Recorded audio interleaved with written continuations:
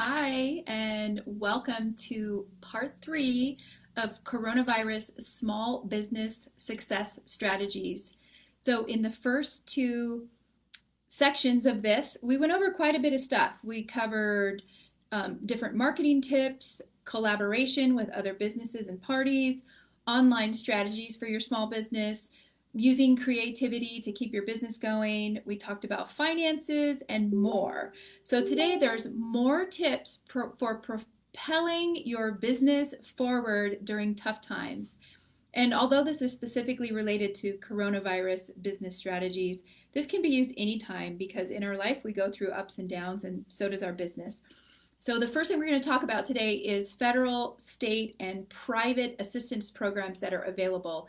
A lot of us have heard about the PPP program and the EIDL loans. That's the Economic Injury Disaster Loan Program, and there's also other government and private assistance programs that are available. So continue to keep checking online and keeping updated with the SBA and other programs that may be available to you. And remember, if you're interested in pursuing these government programs, they do take time, so they're not a quick fix. Make sure you have all your paperwork together and you're ready to go. The SBA did make a recent announcement that some of the programs that were closed are now available again. So it's just about staying in flow with the information. Second thing, talk about is the IRS, Uncle Sam, the Internal Revenue Service. So a lot of individuals, small business owners, and other businesses have been offered a 3-month extension for 2020 for filing any tax debt that you are owed. And so that's great. And if you still need additional time or maybe need to set up a payment plan, I recommend contacting the Internal Revenue Service. I know that can feel a little bit stressful to talk to an IRS representative about your taxes. I will say personally, I have contacted them recently to talk to them about my own tax situation. And I found that the IRS representatives that I've spoken with have been friendly, informational, and the wait has not been that difficult. So don't put that off. If that's something that you need to deal with, I encourage you to make the call today. The next thing is check out your insurance policies. So your business policies may include something called business interruption insurance.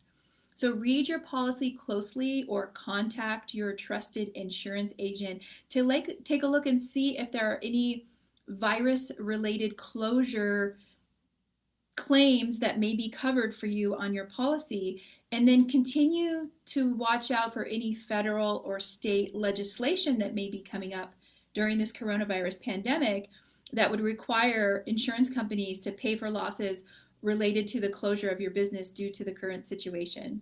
So things are changing a lot, we know that, so it's just about staying up to date on what's available. And if you're not sure, reach out to your insurance agent. The next strategic business tip is to ask about delaying payments. So there are quite a few banks and lenders and credit card companies that are available to provide you with some payment relief during coronavirus. So check with your bank, check with your credit card, maybe your car lender or any other creditors, and see if they will allow you to either postpone payments without penalty, or maybe they're offering some relief for small businesses. And I have a couple of examples personally of this happening. My insurance company did offer a 15% discount for 2 months during the shelter in place, and that was something that just automatically happened. I didn't need to ask for that. And then I have heard of other people that I know that their car companies have deferred their car payments for up to 3 months during coronavirus. So it's just about picking up the phone and asking the questions and seeing what's available to you to help your financial situation and your money flow during this time. The next one is, it's really important. If you are leasing space for your business, then it's important to determine what your options are with your lease. So I recommend that you reach out to your landlord or your property manager to find out if there's any possibilities for you to reduce rent payments or defer rent payments.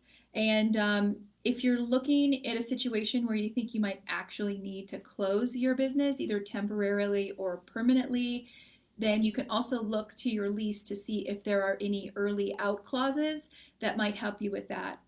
And I don't normally talk about my business during these types of informational videos, but I will tell you, as a commercial real estate broker, I have helped many local businesses at no charge to review their lease and to come up with a plan that they can present to their landlord to defer or minimize their lease payments for a period of time to help them through when their businesses were closed or the amount of income that they had coming in was, extremely reduced.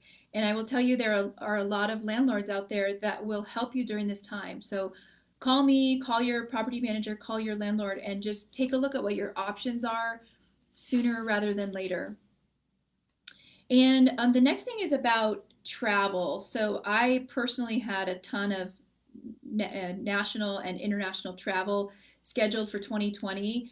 And if you did have business or personal travel scheduled, it's really important to reach out to the hotels, airlines, and resorts and things now to see if you can get a full, either a credit or a refund. For me, I was able to get a refund on everything from Airbnb to international hotels.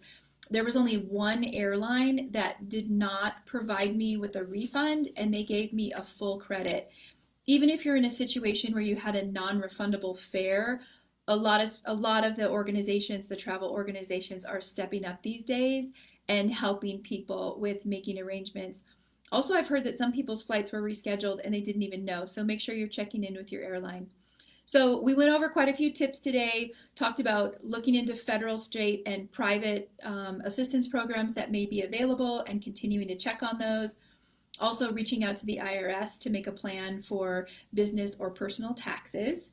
And the next thing was checking out your insurance policy. Do you have business closure coverage, and is virus-related closure covered under your policy? So check in with your agent on that.